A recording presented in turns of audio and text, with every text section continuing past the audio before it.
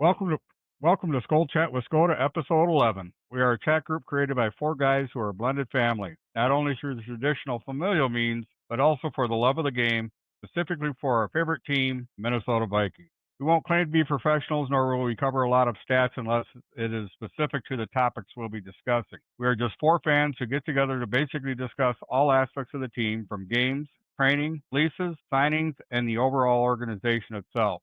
Our name is derived from two of us who reside within Minnesota and two who reside deep within Packer territory.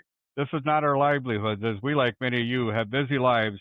What we hope to obtain are additions to our blended family by having you become a part of it. We have room to add a couple of you at a time during our airings and would like you to join us in our chat. As with any family, there will be happy times and sad times to be discussed and experienced. Although the game may only last a season, the desire for the game and team is year long. If you want to join us, please hit the subscribe button. Follow us on YouTube and give us either a thumbs up or thumbs down, depending on your experience, and leave us a comment. If you'd like to join us during the show, contact us at the email link provided below. Hello. Oh, hello. How's it So going? big win number one, huh? Going. Go! But it sounds like only two of us watched it in person. Or not in person, but live. No, I watched it up till the end of third quarter. You watched them losing. You didn't watch them win.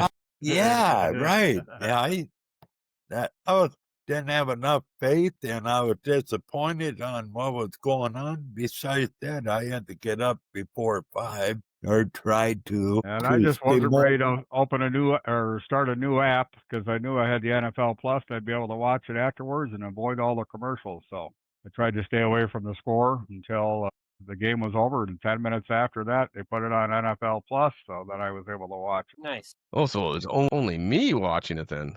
Okay. I suffered. Well, you watched the whole game, huh? It was a roller coaster of emotions, I tell you what. That night, I don't think I even got in the house till 8:30.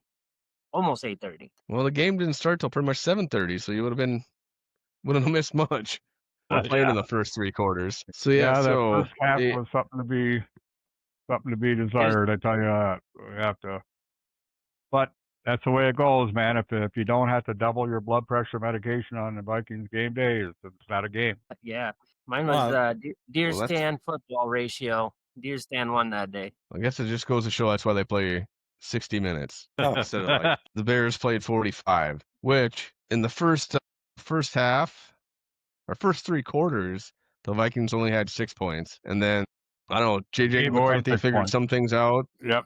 So then I don't know. So what I thought, and we can talk about. So the Vikings won 27-24.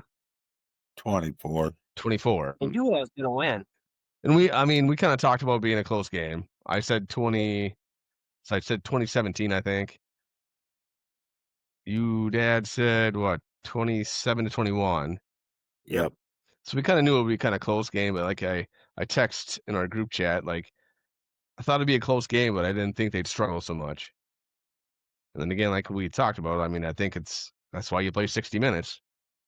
But what I gather from the way that O'Connell talked and what was going on there, well, they were trying to game plan against what the DC for the Bears, what he would have his defense doing. So the Bear defense was doing a whole lot of stuff, even out of what the DC's past, the experience with them in the past, like when he was with the Saints and whatever. So that kind of threw him off. And also O'Connell kind of, not in so many words, admitted that he should have tried to stick with the run game. He only did a couple run plays, then it was passing and all that. And yeah, run game looked like it was going good. Well, some of it was. But anyway, the bottom line is that I think O'Connell was trying to protect McCarthy a little bit. But once things fell into place in the fourth quarter, gave the reins to McCarthy to play his play, so. Well, I think there was a couple of things in the first half, and I didn't see as much like towards the end or in the fourth quarter and O'Connell does this a lot, where like the progressions take so long. It's just so it seems like a lot of times like again, like when they played the Lions, when they played the Rams, especially in the playoffs, where they're holding the ball, they're waiting for something to happen, and it's just not fast enough. And then the second thing is that for some reason he was audibling like on almost every play. JJ McCarthy was. He didn't trust the play call. He didn't. So, and there were so many times where like the play, they're up at the line. He's trying to change the call with like 4 or 5 seconds left on the play clock. Yeah. And so you're kind of rushing yourself, and then the timing's off on the plays. And so I think that kind of played into it too. Or he might have been to protect him, but at the same time, he might have been putting him in some bad positions by making him hold the ball for a safe throw, maybe. I don't know, but it looked disjointed. Well, the bottom line is the O-line wasn't really holding up against the defense when they're rushing 4 guys and they get right in there, but they were primarily getting in on the left side. Tackle struggled. Yep. So Gave up and that was a little bit and also seeing guys on the O-line committee, they were talking about that, the scripted plays for, what's his name, the quarterback for the Bears, although he was doing, but he was already, how should you put it, nervous, and they could see it the way he reacted. He would start moving out of the pocket, and his O-line was still holding the Vikings, but he would get shy or scared or whatever and start moving around in the pocket. He wouldn't, set himself, whatever. And that's why some of the passes he toward after the first 10 passes, which, what was it, half of them were as he was on the run. It wasn't really sitting in the pocket and throwing the ball right to, the receivers or whatever. If I remember correctly, quite a bit of it was him moving around in the pocket. Am I remembering correctly? No, he was, and that was a lot of it. He was scrambling a bit. I mean, he started out 10 for 10. It was, and I think what you're talking about is like playing like backyard or playground football. Yep. Where you can get away with it. It's just like in the NBA used to have a phrase, live by the 3, die by 3. You got to make them, otherwise you might die by them. But that was it. Like he played well, but it was like it was almost the inverse of JJ McCarthy, where JJ didn't play well, and all of a sudden turned it on, and Caleb Williams played well and then just fell apart because he couldn't rely on his legs the whole game. Right. So because of JJ McCarthy's performance, so he got NFC Offensive Player of the Week. Yep. Comeback. The comeback kid. Well, he's the first time starter that scored 3 touchdowns or whatever, and responsible for the touchdown. Yeah, in the fourth quarter, they were talking about that on the broadcast. It's the first on the road, the second all time. Yeah. Steve Young did it in 1985, and I think that was when he was still with the Buccaneers after he played in the USFL. So I mean he made some believers for sure, but again, we can't just get too carried away.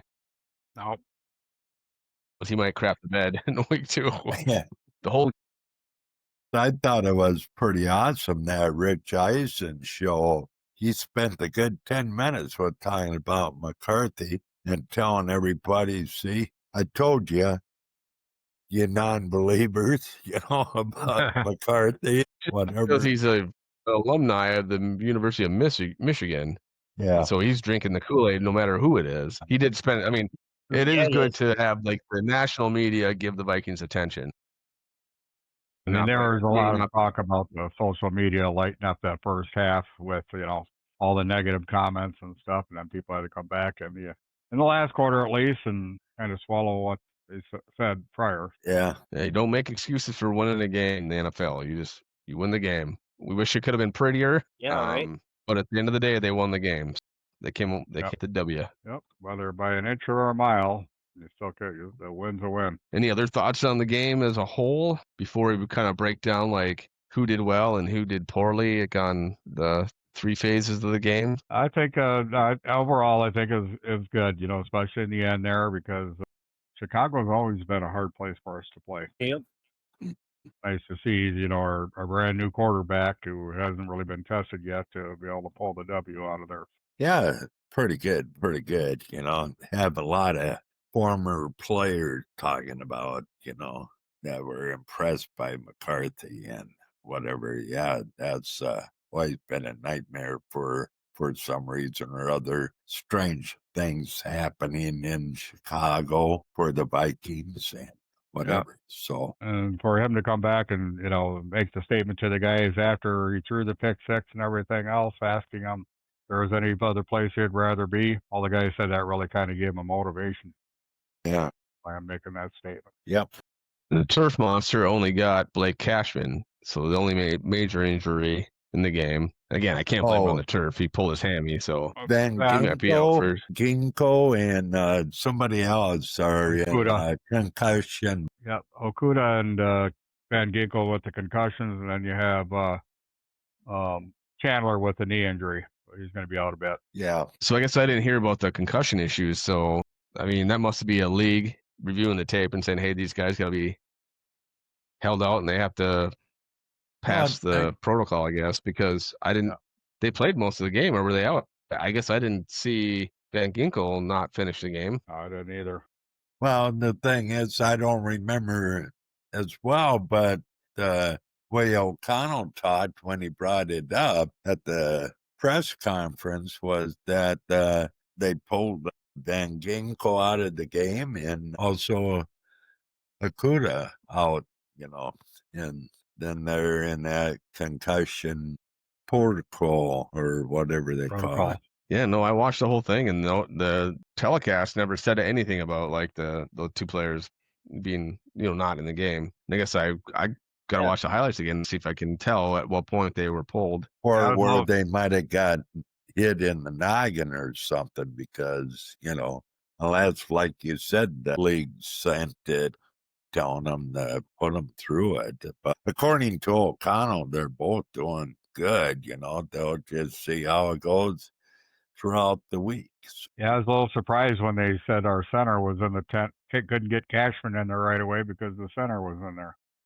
Like, oh, what happened? Yeah, which is kind of scary. But he came back, so everything checked out. We might as well move on to the offense, though. I mean, to kind of talk about that as a whole. And again, there's not much to talk about in the first 3 quarters. I mean, there was a couple of drops. Justin Jefferson, Thielen dropped a third down conversion. Yeah. So, and even on the touchdown that McCarthy threw to Justin Jefferson, like Jordan Mason was stepping on his foot. So I'm not sure if you saw that, but they kind of rotated his hips funny through, to complete the throw. So, boy, but nothing was easy in the first 3 quarters. Wow. No, it definitely wasn't. At least Adam came up clutch in that 2-point conversion. It seems like he's always been really good at that 2-point conversion for us in the prior years. Yeah, I was impressed seeing that. I was disappointed that they didn't get the first one when they did it. But I like it when JJ ran in there for a touchdown. He was a beast. Yeah, to see. Took out our tight end at the. I think one of the defensive guys kind of shoved him a little bit. Yeah, and I think he used that. He used him to kind of shield him from that defensive player. That's why he cut in between him and the other defensive player. Yeah. Still got in really good. Overall, I was impressed with with his throws in the fourth quarter for sure. Found his rhythm and knew what he needed to do. So he didn't walk off on it saying, you know what, we're going to lose this game and that's it. He stuck to it until the end. Yeah, no, that is definitely important. O'Connell did say that he did tell JJ during the half that told McCarthy that he was going to bring him out, win this game. So there's quite a few of comments made about who said what and what resulted into the win. Yep. You're like coming back from the Colts that time. Yeah. Down 33-0 at one point, I think it was. I have no idea. But no, those type of quotes remind me of like back I think it was when the 49ers were playing the Cowboys. I think was it 84 when Joe Montana was like, in the huddle or whatever, and like everybody's, it's the Cowboys were the, America's team for like this, the 70s and whatnot. And he goes and points out to the rest of the guys like, "Hey, isn't that John Candy in the stands there?" And it reminds, just bringing levity to it, and Nice. to know that, and shows the moments too big. People shrink from it. Yeah. Did John But get a can you piece believe of that? Can you believe More- McCarthy had like 250 family and friends there from his hometown there at the Wow. game? Oh, I didn't hear that. Yeah, they brought it up about it. Yeah, McCarthy had like 250 people from his hometown, family and friends. I don't know if I know that many people. I'm don't lucky think if we do. I know my next door neighbor. But he was a super quarterback in high school. Oh, yeah. 3 games in his entire career between high school and college. Yeah. Oh, When we talked to the tackle, like the off Skol, him Oh. struggling at the beginning of the game. It's from all that Tomato, Skol. It's cool. But yeah, he struggled. They seemed to figure it out towards the end though. And then the running game in the second half was a lot better. I think they're Yeah. more committed to it, but it helped that I don't know, they seem to be relying more on Jordan Mason as opposed to why am I drawing a blank? 33, Aaron Jones. There we go. They were letting him run the ball Mason more, went. Jordan Mason. It's probably So going to be he's a a thumper. Yeah, I think it's going to be a scheme based on what the defense is doing when who they're going to play more per game or whatever. Yeah, he did. Be too bright. I think Aaron Jones going to be more like for the, what do you call that play there? The quick dunk. He's out of the backfield, drawing a blank on that. I was like he picked up that 1 yarder. That was a little bit of a tough one, but he did get it. And then his catch too. That was pretty awesome design there. I mean, of course, JJ released that ball before he even turned his head, so right where they're going on that play. Yeah, they must have saw something in the pass interference. But at that time, he was running the route on an actual corner. So it was good that they got him matched up on a linebacker for that touchdown. But I think, being able to run the ball in the second half, you're able to get it more in a rhythm, get more, start getting first downs and then just kind of like snowballed from there and, for the positive. Yep. So then we kind of mentioned it earlier. The defense kind of held them or kind of kept them in the game, I guess. Without the defense, as well as they did early, that they wouldn't have had that chance. Yes. Yep. Through that, and then especially in the fourth quarter there too, getting them back off the field so we can get out there and get the points we needed to take that game home.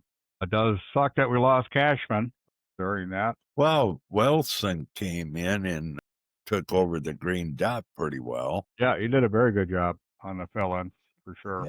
I was surprised with that, and we'll kind of talk about that maybe when we get to the special teams, but he did also block punts.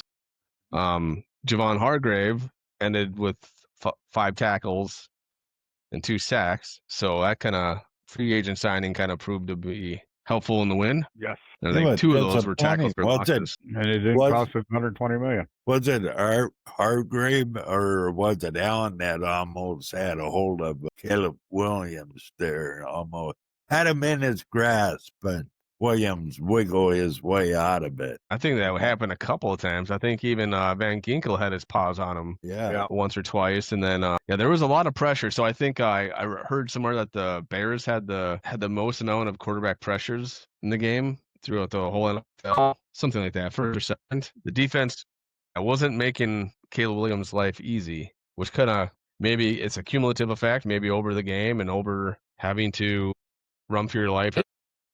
Well, look at how many times the Bears were false start on that. Toward after them Tim plays or whatever after their touchdown. Wow, and in fact, even before that, and I think the bottom line is where the first touchdown for the Bears was Williams running it in. But after that, I think he got it in his head that he was Superman and he was going to do all this and beat the Vikings. And I think that got into his own head, But no, the Bears' old line, how many times were they flagged for false start? Their quarterback ran quite a bit, didn't he? He seemed to be pretty relaxed in the pocket. The Bears quarterback. No, he wasn't relaxed. He was nervous back there, and he was moving around. Then he started running before the pocket even started collapsing. His first drive was his best. Again, he's a good athlete. He's fast. You saw how the speed he had. Well, yeah, he's fast. You know, he wasn't comfortable in the pocket. Yeah, so the Bears had another pick six last year. Like you were talking about the penalties. So the Bears had 12 penalties for 127 yards, and the Vikings had 8 for 50. And that's a high number for them. Usually they're pretty low in penalties, pretty well coached. And the time of possession, so the Bears had 32 minutes and 53 seconds, while the Vikings had 27 minutes and 7 seconds, where in the first half, first 3 quarters, it was the Bears pretty much, dominating the play clock. But they kind of switched it up. So the Vikings didn't start out. They weren't blitzing very much to begin with. They're trying to get pressure with the 4 down linemen more than I would expect. But then I think Flores kind of decided, hey, it's not working. We need to put some more pressure on him because he's escaping the pocket, getting some yards. So I think that kind of impacted the game too. Yeah, he didn't start bringing them home, bringing them in until after the second quarter, really, when he started finally rushing the passer and stuff. So using more people. Any other players stand out on defense? Not off the top of my head. I'm a little behind the 8 ball this week. You're always behind the 8 ball. Because I'm always napping. Naps are important. Are the 8 ball? No, I said Van Ginkel had a good bat down on that ball there one time. It was too bad he didn't have a little more of a stretch on it to where he could have actually hauled it in, but at least he blocked it. That one pass, yeah. But there was another one too. Williams was trying to throw a screen pass, and Van Ginkel almost had it and almost would have been able to run in for a pick 6. Yeah. He'll get it. He did it last year. He'll get it again this year. Yeah, I'm sure we'll see it. Well, Grenard was getting some good pressures too. Oh yeah. On the defense, he just couldn't get to Williams. I think he'll get some sacks coming up here. Although they do, maybe we'll talk about that in a bit because they're playing the Falcons and another athletic quarterback coming up that likes to run. Special teams. So I was impressed with Price's return game. Oh yeah, definitely. Price has some good returns. Actually, so did Chandler. He had some pretty good returns there too. So I think using that tandem works pretty good. And then Eric Williams, is that right? Eric Wilson. There we go. Punt towards the end of the game, but that last kickoff was where he was like, I think it was Ty Chandler caught the ball and then had to look off to the sidelines to see if he should take it out below 2 minutes. Yeah, I think O'Connell they said, well, maybe they talked about that because he directly looked right at him. Yeah, they needed to run it out to chew up that clock. Yeah, and they were able to with the running game, chew it down. So they kind of scored a garbage touchdown at the end before that, and then Will the Thrill kicked the 59-yarder we talked about. Yep. Tied for the longest kick in that stadium anyway. Which Soldiers Field's been around for about 100 years. The other one was 2015. Since 2015 when they got the Packers kicker got the 59-yarder. I forgot his name. It's not important. He's a Packer. He was always a good kicker though. Crosby, wasn't it? No, was it? Was he? Yeah. Okay. We might be wrong. I'm not fact checking that. I think it was Crosby, but I can't be 100% positive about it.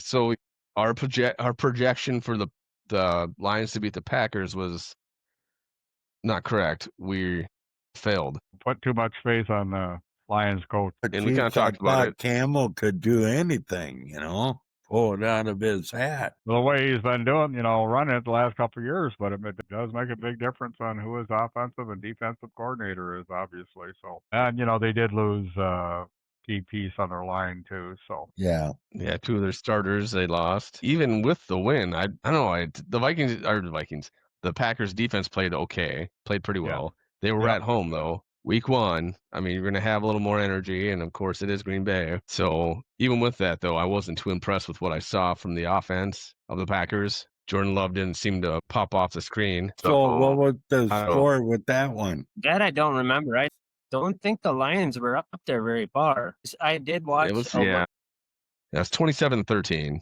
The Packers Yeah. won. Yeah, I thought the Lions only had 13, but I couldn't for the life of me picture what the Packers points were. Yep. Yeah, They walked all over the Lions. The Lions, the running game for the Lions wasn't like it was last year, the past couple of years. Kind of struggled a bit against the Green Bay Packers. I can't really recall much of the game other than that, I wasn't too impressed.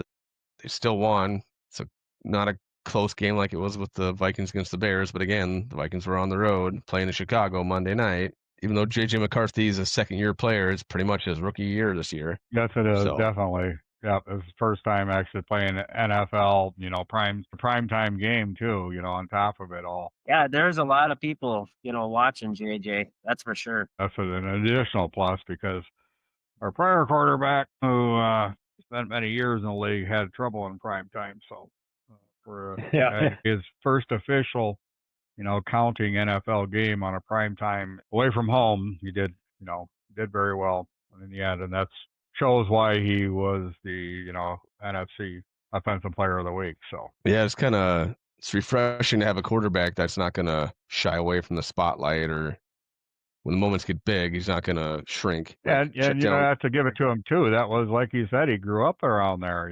So that was even more pressure for him because, like you said, he had 250 people there to watch him. On top of it, that he knew personally. Yeah, maybe he just finally relaxed. That adds to a level of extra stress for him too, especially being the first game of the year.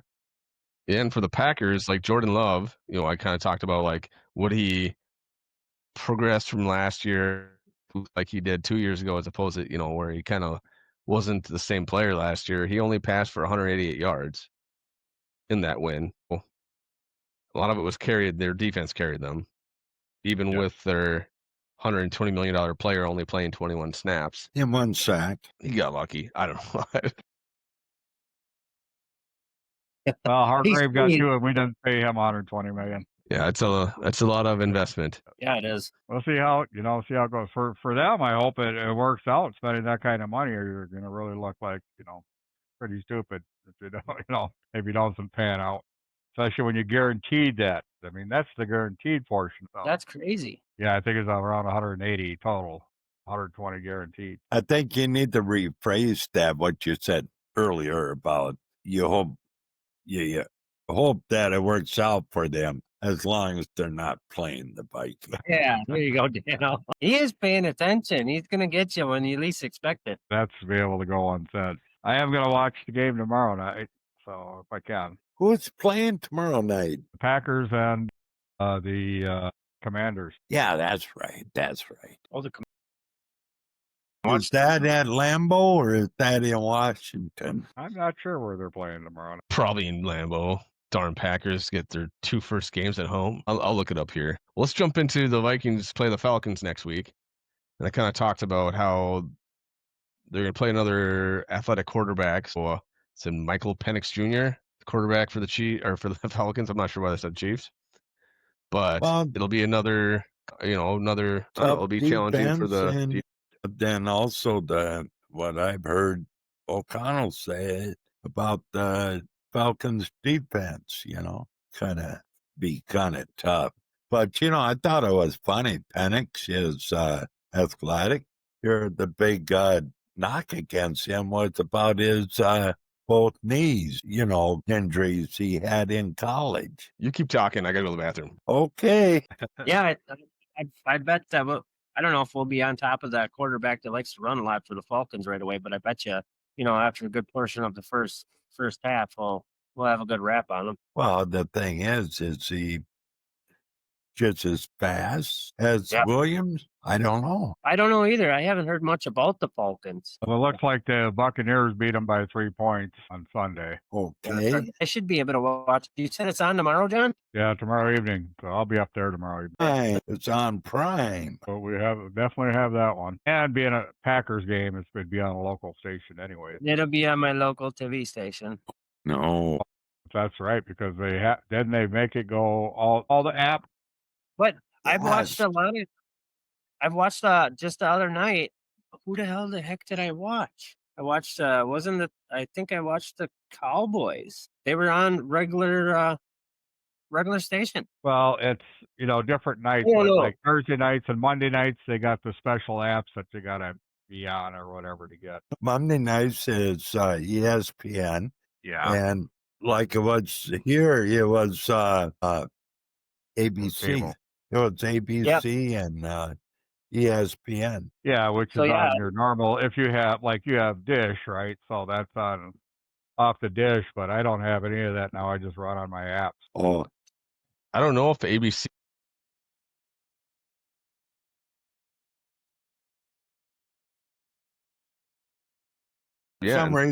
for some reason, it was on the local channel, which was who does Sunday night game? NBC. but I It was watched. Thursdays It on was like on the Prime. local channel. It was Yeah. on the local channel Monday night for the game, along with ESPN. In fact, I had it on ABC channel, and then of course you had Joe Buck and Troy Aikman talking on there, But yeah. Yeah. But anyway, no. Tomorrow night, Thursday games are prime. Yeah, which I have And I Prime. think they might be on CBS too, maybe, because I think maybe am I wrong? I don't know. Actually, I watched Ravens against the Bills. That was a good game. See, I think the it used issue to is be like we on talked about. Thursday night games used to be on NFL Network, but now I think it's just Prime. It was last year. Well, I think they figured out like nobody had access to the NFL Network. Unless you had And- satellite or Yeah. Where again, back in the day, it was just on regular, Well, that's like having the NFL Sunday Ticket when that first came out. It was every game was on there, but then it got down to the NFL Sunday Ticket. If it was supposed to be a local, you would get it on a local channel, then you couldn't watch it on, yeah, that's NFL what Sunday. it was. Yeah, because I couldn't watch the Vikings at all that one year Yeah. over there at Grandma's because had it. What was the Direct TV had a Sunday Ticket? Yeah, couldn't watch any games. Then come to find out, yeah, I could have had local channel on there, but Mhm. nobody said anything about it at the time, So It was like when I had Dish here, I couldn't. If the Vikings and the Packers played at the same time, I couldn't see the Vikings game because Dish was out of La Crosse, even though I live in Winona. Dish was on La Crosse, so they would only show the Packers game. that's weird. Yeah, I called Dish and chewed their heads. I'm like, I live in Minnesota. You guys shouldn't be putting me in a La Crosse, network. I should be in a Minnesota network. But yeah, so that's once, I got rid of, went ahead and got rid of Dish and just started to go with apps. So that's what I'm down to now. And then now I got the NFL Plus, but you got to wait till the game's over with before that comes up. Like I said, they'll play once in a while. They'll do a live game, but that's it. So anything stick out, or Kirk Cousins still on the Falcons as the backup? as far as I know, I haven't heard anything. Yeah, he's still there. They did lose on Sunday to the Buccaneers, so by 3 points. It was 23-20. Yeah, But going back wasn't to Penix, I thought the biggest knock on him was his knee injuries. Had both knees, ACLs.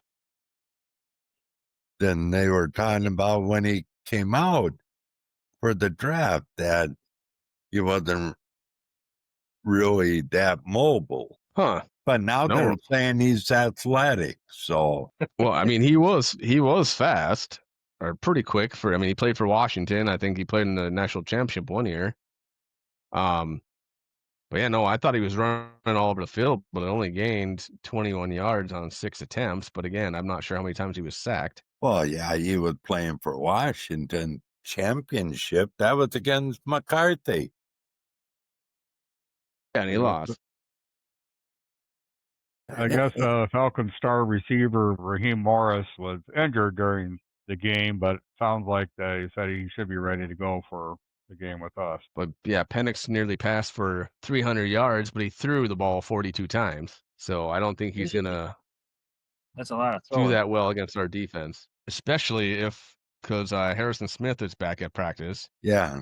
We'll see how that goes for this week with the Falcons, if he plays or not. Which I think that Uh, impacted the defense a bit, having him out. and it looks like a Packers player is being traded to the Falcons, Datavian Wicks. That being traded Wick to sounds the Falcons. familiar. Is it for a is sixth-round it? pick?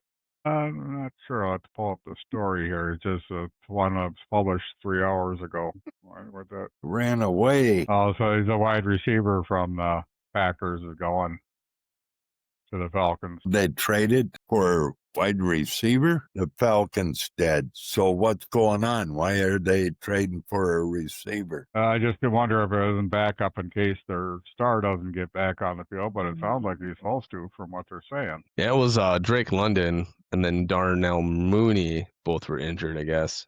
Oh, Both the starting receivers. Ah, so that's why. Yeah, going back to Money, he's currently out with a shoulder injury, but there seems to be positive outlook on his return time. But they're saying more depth either way. So Packers receive a 2027 fifth-round pick and a 2027 sixth-round pick for it. Wow. Sounds like pretty good picks. Yep, I mean, for I've never even heard of that guy. He said Wicks. Wicks, yeah. Dontavian Wicks. And it said that Packers weren't really using them, so. That's because they have all those other second-string receivers. That's my joke for the Packers. They all have second-string receivers. They don't have a starter. Their starting receivers, their tight end Kraft. yeah. But I was half joking, but they do play at home again against the Commanders. Really? So That's they nice. open the season. Well, it just means that they have to have. Let's see they finish at the Vikings last game of the season. Yes, the last 4 of 6 games are on the roads. They have to pay for it later. Yeah. Oh, based on how the Packers performed last week, what are our thoughts on whether they beat the Washington football team I think they or will. they lose? How did Washington do on their last game? That's what I'm going to pull up right now. Let's see here. And I who, thought They won, and were they the ones who played, who did they play? figure out here. All right, come on. Who'd you guys play? it's the Giants. Okay. I believe it was the Giants. No, was it? Why are you not showing? Yeah, it was the Giants. They won 12. I think it might be a close game between the Commanders and the Packers. If the Packers win, they're not going to beat the Commanders as badly as they beat the Lions. I'm going to cross my fingers. I'm going to say the Commanders will beat the Packers. Very possible. I did a little going at home. I almost think the Packers are going to pull it off again. I mean, it's a short week for both teams. Washington has to travel. Of course, it's not across the country, from East Coast to West Coast. But yeah, I hate to do it, but I'm gonna have to pick the Packers. Yeah, me too. Greasy, grimy Packers. Yep. What say you, Tom? I was picking Packers. All right, so Yeah, I've been out. Yeah. Great, Daniel. You're darn close to the last round. Dan's going to be making a little voodoo doll tonight, and tomorrow tapping away at it. Well, we're gonna. I think the only score that really matters is the Vikings score. So we'll at the end here we'll do our score projections and keep track of it. No, that's all. Figure out what the winner gets and what the loserist person gets. Boy. But let's move on to the Bears then. I guess I didn't pull up the Packers, but we'll move on to the Bears. And I should be prepared, but I'm not. I think I'd have it up if I'm talking about it, but I don't. Let's see who the Bears played. Does anyone know? I do not. They're not playing us. Let's see here. They played at 3 p.m. They played the Lions. Lions last week. Yeah. So I'll pick the Lions this week. Yeah. I'm gonna have to go with the Bears. I don't know. I think they might pull over on the Bears or the Lions. Jeez. Yeah, the Bears are at the Lions, so it's an away game for them. I'll go with the And with Lions. the way it fell apart. Yeah, with the way that fell apart on the Bears last week, I think they're just going to collapse this game for sure. I'll try a second time here. I'll go with the Lions. All right. Who did you pick, Tom? I picked Bears. I'm gonna be the odd man out this time. The Bears. Being the next guy over. The Bears. Yeah, the Bears are going thought- to start 2. the season with 2 division games right off the bat. That's crazy, ain't it? Usually they used to backload them, so they'd be play, the division games like towards the end of the season. I guess I don't know why they would do it so early in the season. Well, yeah, a lot of times they like to hold on to it just in case that there's chances the games might mean more because the teams might be in contention for the playoffs or the division lead and whatnot. But that's what they're doing. So we got 1 for the Bears, 3 for the Lions, and then you're picking the Commies against the Packers, and then we're picking the Yep. Packers. How about the Vikings score? Since you are the winner chicken dinner, Dad, you get to pick, I guess, first. Vikings over the Falcons 30-21. It's close to what I was thinking, Dano. I'm glad you're right with me, Tom. Except mine are a little bit different. Oh, you're saying the Vikings are going to lose? No, I said I was thinking 32-18. I'm not even trying to think about how they can get to 32 points, but we'll go with it. It is like The Price is Right, though, so you just can't go over. Yeah, you never know. John, what do you think? First home game, what'd Dano say? 21. 21. I go 28, 24. Like, Good guess. I was going to go 28 for the Vikings, but I can't go the same score, so I'm going to go with... It's just not as fun. We'll go 28 Vikes, 20 for the Falcons. Well, I take that back. 17. oh, Vikings 28-17. Sounds good to me. You write 'em all down? I got them. I started a spreadsheet here, so I'll save this here. And with that, any final thoughts? Anything? Any of the teams? NFC North, NFL? Any other thoughts? No, I think I'm good. I think JJ is gonna give us a good showing on this one at home. Yeah, I'm hoping so. Should be interesting. He'll be pumped right along with everybody else on the team. Well, there's the problem. Sometimes you get too jacked up. Yeah, we've done that before. Where Saints the game with Stephon Diggs and that last second touchdown to go on to play the Eagles the next week. Yeah, that is, the emotional build up, and then you get that letdown the next game sometimes. But I don't see that happening, obviously, based on my prediction. But I think it'll be a good home game. The crowd's gonna be loud. Crowd noise. It's your starter for the Falcons, so the crowd's gonna be. So I predict that there's gonna be lots of issues with false starts and delay games and stuff for the Falcons. And who knows if the Vikings get crazy, they might push they might bench Penix, and then all of a sudden we're playing against Kirk Cousins. I think we did that once already and still beat them, didn't we? Yeah, and 17 season when the Vikings, the one that you talked about. Well, no, yeah, the same season that was the Minneapolis Miracle. They played in Washington. In Washington, beat I think it was the Redskins at that time still. So yeah, I'm not too worried about either quarterback. And with that, should we cue the music? Yep, sounds good. Thank you for joining us. Yeah, we'll see you guys next week. Have a good evening, everyone. Before you go, though, if you like what we're doing here and this ever gets posted, hit the like button, hit subscribe, enter any comments, let us know how we can improve. If you want to join us for a future show to talk about the NFL or the Vikings or even another NFC North team, just email us at the email address in this description below. And with that, we'll see you next week. Let's go. Let's win the game.